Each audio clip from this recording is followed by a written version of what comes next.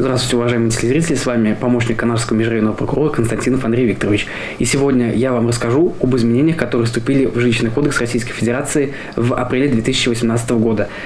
Итак, изменениями в Жилищный кодекс, которые касаются возможности заключения собственникам помещений прямых договоров с ресурсоснабжающими организациями, дают право собственникам жилых помещений заключать договоры на поставку холодного и горячего водоснабжения, водоотведения, отопления, а также на вывоз твердых бытовых отходов непосредственно с ресурсоснабжающей организацией или региональным оператором по вывозу твердых коммунальных отходов.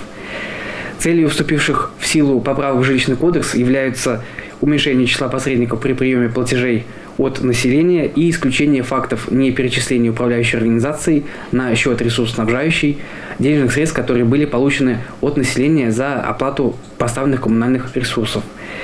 Для заключения договора непосредственно с ресурсоснабжающей организацией необходимо принятие общим собранием собственников жилых помещений в многоквартирном доме соответствующего решения.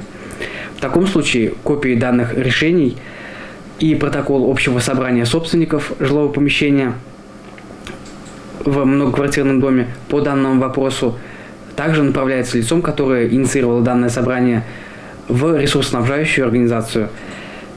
Кроме того, согласно вступившим в силу поправкам, если у управляющей организации имеется задолженность перед ресурсоснабжающей на сумму оплаты более чем за 2 месяца, то в данном случае поставщик, а именно ресурсоснабжающая организация или оператор по вывозу твердых коммунальных отходов, вправе отказаться в одностороннем порядке от исполнения данного договора и перейти на непосредственные расчеты с собственниками жилых помещений.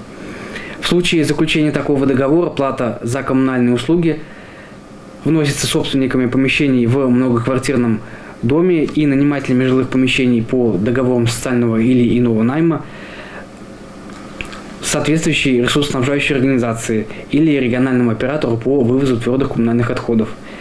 Подобного вида договоры заключаются на неопределенный срок, и типовая форма данных договоров установлена постановлением правительства Российской Федерации. В случае заключения договоров, которые содержат положение о предоставлении коммунальных услуг непосредственно ресурсоснабжающей организации, в данном случае организации обязаны предоставлять, в том числе с использованием государственной информационной системы ГИС ЖКХ, сведения о показаниях приборов учета коммунальных ресурсов при предоставлении показаний собственниками или иными пользователями помещений в многоквартирном доме организации, которые осуществляют управление имуществом в многоквартирном доме. На этом у меня все. Спасибо за внимание. Канарской межрайонной прокуратуры проведена проверка соответствия требованиям федерального законодательства муниципальной правовой базы, издаваемой органами местного управления сельских поселений Канарского района. В проверке установлены факты неисполнения требований федерального законодательства о противодействии коррупции.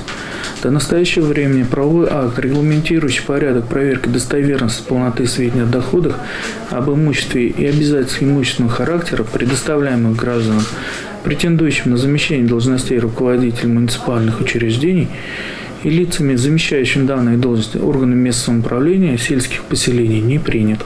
Канарским межрайонным прокурором по выявленным нарушениям закона внесены представления об устранении нарушений закона в адрес глав сельских поселений Канарского района. В настоящее время представление находится на рассмотрении.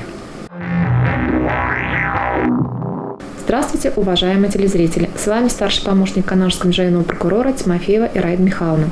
Федеральным законом от 25 декабря 2008 года о противодействии коррупции на муниципальных служащих возложена обязанность принимать меры по предотвращению и регулированию конфликта интересов.